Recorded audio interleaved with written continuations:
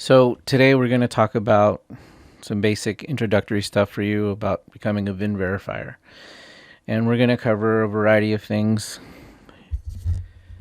But the most important thing is that this is a pretty simple task. There's what to do and what there's not to do. There's very rarely a situation where there's a gray area.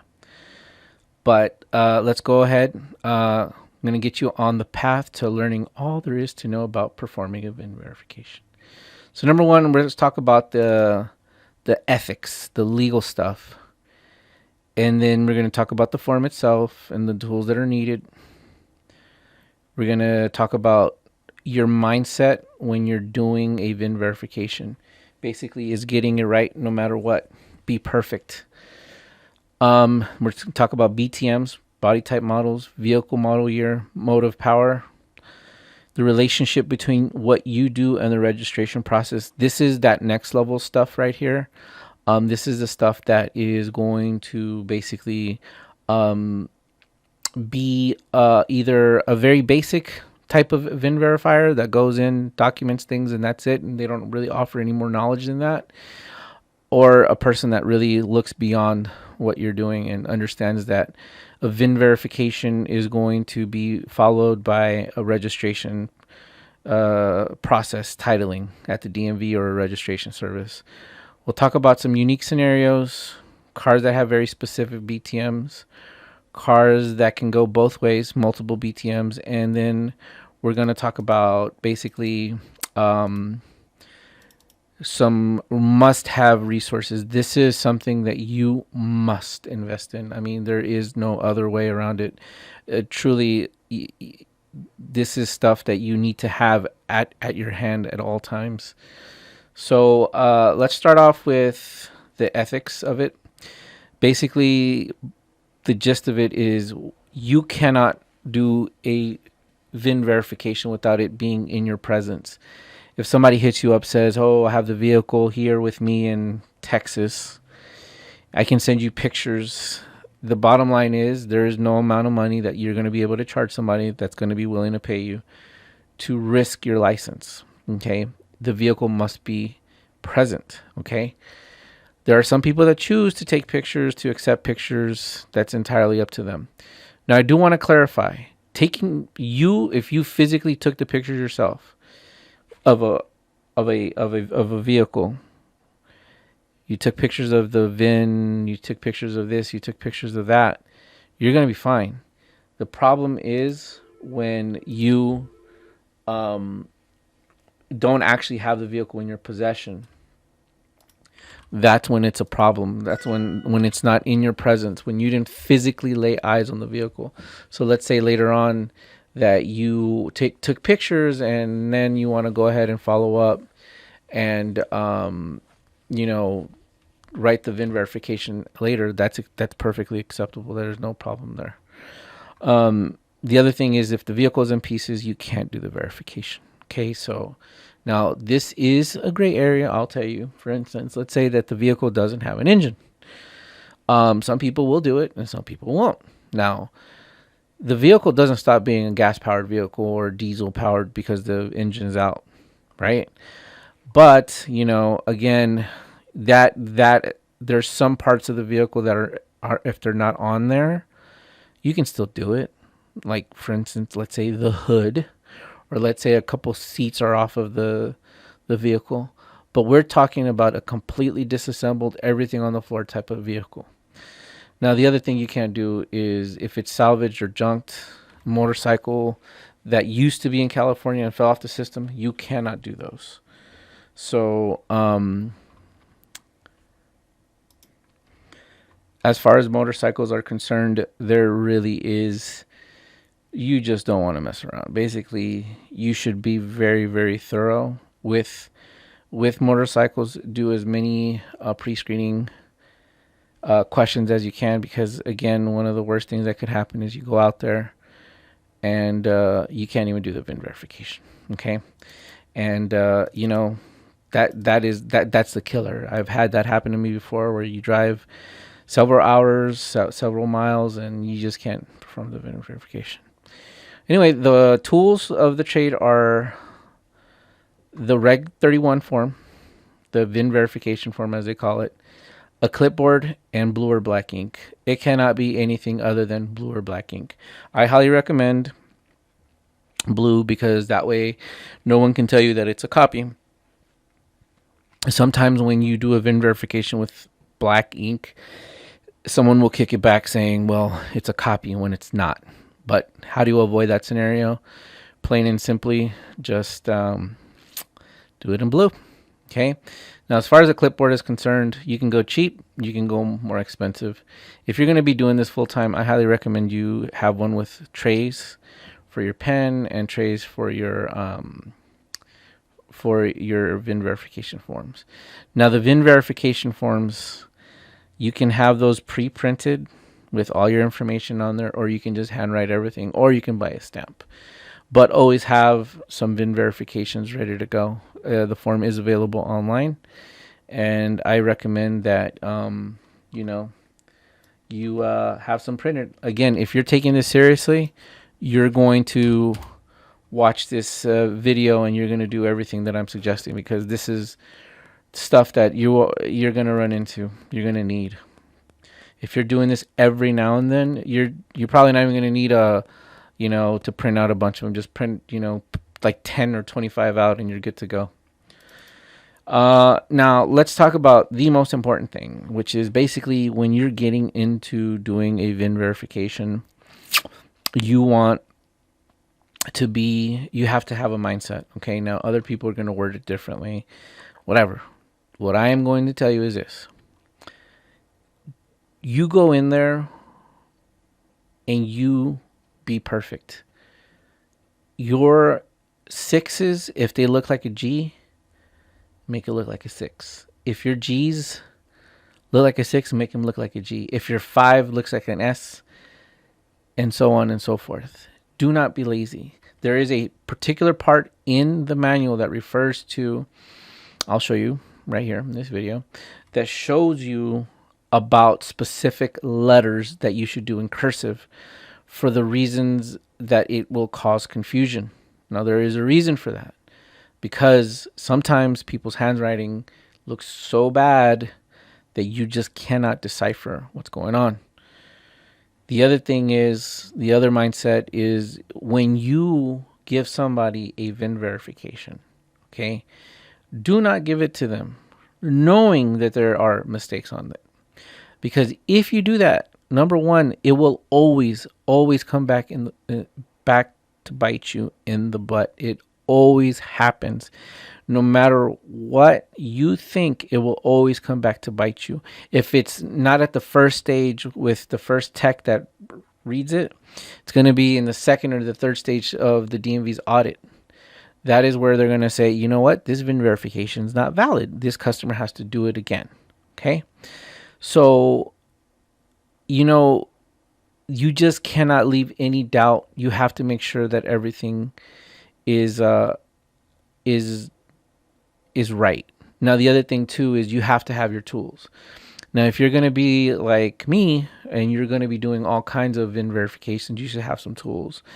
You should have a wire brush, a towel, water, a bottle spray, degreaser, things like that to help you do the job. You're going to have to invest some money. Now, some of those tools are not necessary if you know that you're just working with dealerships, or you're working with, non-industry clients, or whatever you want to call it. But if you're going to do a variety of VIN verifications like we do here, you're definitely going to need to invest in some tools, actual tools. You just try to imagine the scenario, and it'll be good. Now, one of the things that I bought was a bug spray canister. Basically, like, you put the water and the bug spray in there, and you pressurize it, and then it comes out shooting with a lot of pressure. Well, obviously I use that, but I use it in when there's obviously with no bug spray, but it really helps to get into those really hard to reach places that are just really dirty. And then with that, you'll be able to clean it and actually have a clean, like, basically area where you can clearly see the VIN. So all of this stuff that I'm talking about is basically you got to be thorough. You got to be ready to get yourself dirty. You got to be ready to go ahead and clean and do what you have to do so that you can actually do the VIN verification correctly. Okay. Next thing that we're going to talk about are BTMs. BTM stand for body type models. Now, they fall into five categories: automobiles, commercials, motorcycles, off highway vehicles, and trailers. Some BTMs have a crossover. Like, I'll give you an example. Ambulances are both auto and commercial. Buses are auto and commercial. And there's some BTMs that will never be anything but commercial. Like, for instance, VN, that is for van truck, or that is always commercial. So knowing these things helps you understand when someone else makes a mistake. So as you're reading something and you say, okay, it says VN on the BTM, but then it says auto, automatically, that is not going to be acceptable to the DMV.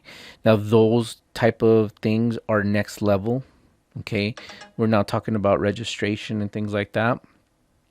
But again, learning these things is going to be beneficial to you so that you can actually offer more to your customers and actually make more money, because once you show your value to a customer that you're more than just a VIN verification service, they will more than likely give you business. You can turn a $50 deal into a $100 deal, or even more than that. There are a lot of people out there that they need a solution for their companies and their problems. So if you're able to, there's no better way, no better place to do it than when you're doing a VIN verification. The next thing we'll talk about is the vehicle model year. Okay. So now this is probably going to be one of the more challenging things as far as anything that's pre 1980 is concerned. So anything that is post 1980 is pretty simple. The 10th digit decodes the year. So it's the easiest thing. Somebody, when you do enough VIN verifications and they say what year is the vehicle, just ask them what the 10th digit is, and a lot of times you'll know it just from that. But anything that's for the pre 1980, they did not have a 17 digit VIN number. So then you're going to have to use your resources. Now, one of the resources that you must have, it is absolutely imperative, is that you have the NATB NICB manual. Okay, it is a $99 investment. It is a must-have, because the DMV is now basically asking you to put the page number on there, and they're not allowing you to do stuff like back in the day where you used to be able to say year determined from the paperwork, or you went online to go look it up. Now, there are some scenarios where you have no choice. So anything that's like old, like old, like 1920, 1930, yes, you will have to go ahead and use other resources, and then you must specify why. The bottom line is, what can you do if it's not in the manual? What are you gonna do? You're gonna have to find out one way or another. But again, for the ones that you can do, the ones that are like easy, like Chevys, Pontiacs, Plymouth, whatever model a make is concerned, there's the manuals for that. And also, again, remember, there's some people out there that are really, they don't know about this, right? They don't know about these manuals, and they're operating off of rules that they think that they don't know that they've changed. Now, this again are things that you will experience when you have a registration service, or anything about registration. That the model year for older vehicles they have to be referred. You have to be determined by the page number from that manual. Now, the next thing we're going to talk about is motive power. This one is very, very simple. Okay. So for the most part, to find out what the vehicle is, you just have to look at the emissions label. Okay. The emissions label is going to say ethanol, gas, diesel. But there are some scenarios where, you won't have that label. So you'll have to do some kind of homework, legwork, making sure that you're getting it right. But you never ever assume that the vehicle is a certain fuel type. Now, I'll give you an example. There is a Ford Flex. The Ford Flex is the name of the car. A lot of DMV techs say, well, it says Flex, so it must be flex fuel. The Ford Flex is not necessarily a flex fuel vehicle. Okay. Now, vice versa, there are some cars that don't have flex in the name at all, but they are flex fuel type. So you need to, you need to do your work. Basically, never assume. Do that extra step of looking at the label. Now, as far as hybrids are concerned, one of the biggest giveaways with hybrids is the big orange cable under the hood of the car. Like when you see an orange cable, you're gonna know one of two things. It's going to be either electric, or it's going to be hybrid, and that's a dead giveaway. Okay, so now how would you determine that if it's gas or electric? Well, if it has, on in the emissions label it says gas powered, you're gonna know that it takes both gas and it has a battery, so that's gonna make it hybrid. No, or the other scenario is that it actually has a gas cap and a fuel type. So that's a giveaway for you. Now, the next thing I'm going to talk about is basically the relationship between what you do and the registration process. This is the kind of next level stuff that, it's up to you how far you want to take this. I know some of you out there just do VIN verification just to make, some side money, side hustle type of thing. And there's some people that do this in conjunction with their registration services. But I do recommend in some scenarios that you actually talk to the people that are handling the DMV paperwork and get in communication with them to make sure that, hey, you know what?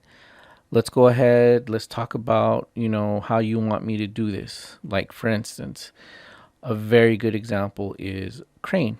Crane can go auto. Crane can go commercial.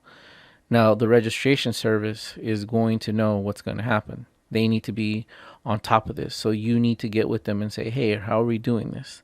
Now, obviously, you also need to know that Crane has special requirements, special criteria that need to be met. You can't just make a Crane into an auto just because. But anyway, I will tell you, when in doubt, always talk to the registration service or double check. There's some things that you just can't assume. The worst thing is having to rewrite a lot of VIN Verify forms just because you didn't know, and that is from experience. One time I did 44 units for a large company, and the registration service that was handling it wanted things a specific way. Truth be told, I did the VIN verification correctly. However, I'm not going to sit here and debate with a registration service on how they want to handle their customer. Don't go against them, work with them. And so in that particular case, I had to redo those 44 VIN verifications. And it's a straightforward process. It's not difficult. It just takes a lot of work. So you want to avoid that. So in scenarios where it's an industry client or like a commercial client and there's a lot of units, I highly recommend that you get with the DMV person just to be on the same page, because it doesn't hurt. It's like a 1-minute phone call and you're good to go.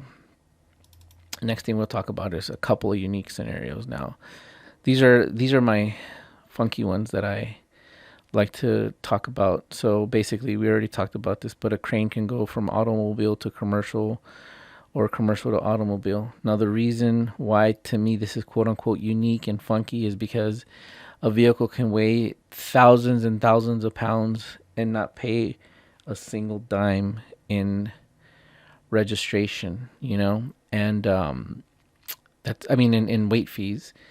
And that's crazy, because it is clearly used for commercial purposes. So what is the definition of commercial? Is it the commercial something that you're making money off of, or is it because it has carrying capacity? So the whole thing about a Crane being an automobile is if it doesn't have any carrying capacity, when you remove the Crane, then it is not commercial. But at the same time, it is used for commercial purposes. You see what I'm saying? Next one is the BTM PM. That's for pickup mounted, with a camper mounted. Basically, again, this goes back to a large commercial vehicle pays a bunch of weight fees, but the moment you put a camper shell on it, it becomes a automobile. Okay, no more weight fees. So obviously that thing is carefully monitored. Example would be if you're driving around with auto plates and you don't have your camper shell on there, you are going to get in trouble with the CHP. So don't try to trick the system. The people that are out there looking for this stuff, they know exactly what's going on. And then, of course, the golf cart can be registered for on highway, off highway, and for all kinds of other stuff. But there's certain criteria that has to be met. And, with that one, you definitely want to make sure before you get a customer excited that you read the DMV manual about that one, because some people think it's just that easy just to get some plates for it, but it doesn't work that way. It's all about emissions. And so there's some BTMs out there that are very specific for a specific vehicle. So in this particular case, it's LL.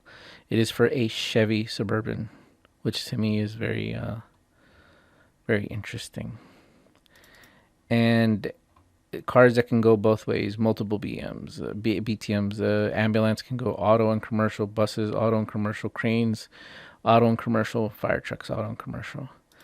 And finally, the next thing we're going to talk about are very specific places and things that you need to have on your phone. Number one, it's called the Passenger Vehicle Identification Manual. Okay, purchase it here, nicb.org/VIN manuals. Costs $99. This is not a suggestion. This is a requirement, in my opinion, to do a VIN verification. Okay, you are going to be hit up by people that have older vehicles that fell off the system, and you're going to have to absolutely have that. Download the PDFs into your phone so that you can have the manuals locally on your phone. So in case the internet is off on your phone, you don't have to worry. It's there locally. You're going to still be able to do the job. And this, again, helps you determine the years between 1937 and 1979. The next website that I recommend, and mostly this is, of course, has to do with, older vehicles, is VinWiz. VinWiz.com. This is a free resource, okay? It helps you get on the right track for some vehicles to determine the year and make. Now, I will tell you, and model, I should add, this is not 100%. Some people want to debate, oh, this car is this model, that model. It's very hard to tell. The resources that were available are only, there are only so many that unfortunately you're at the mercy of, whatever you can find. Some customers want to debate you on it, but, again, VinWiz is to get you kind of in the right direction. So it is not going to be the way that you're actually going to 100% determine the year, make, and model, but it is definitely going to help you. So, for instance, I'll give you an example. Let's say you go into a situation, the customer says, well, I want you to verify this vehicle. And you go there, you ask the customer, what's the year, make, and model of this car? They have no idea. So then what you would do is you would take that VIN, go into vinwiz.com, plug that VIN in. The VIN is going to, these guys have privately created this website. And basically they created some kind of database so that they can help you determine, okay, give or take, this is a 1952 Chevy, Bel Air, Chevy, whatever. You know what I'm saying? So it is not 100% accurate, but it's very useful. The other resource, obviously, is Google. Google is going to help you because it's going to help you access forums and websites that people have created so that, they can help you determine the year of a vehicle. And of course, there's other resources out there, but these are the common ones that I run into. The Samba.com. This one is dedicated to Volkswagen. Now, Volkswagen, you would think is in the manual, but it is a foreign vehicle, comes from another country. And so the resources in that manual were mostly for, it's a little bit more thorough for American-made vehicles. So it's not going to be 100% for these vehicles that that were made in another country. Now, Volkswagen was very popular, but not popular enough for the NICB manual to have a lot of information on it. But this video, we're done now. Use it just to give you like a base foundation knowledge, so that you can go on and actually do a VIN verification. Thank you.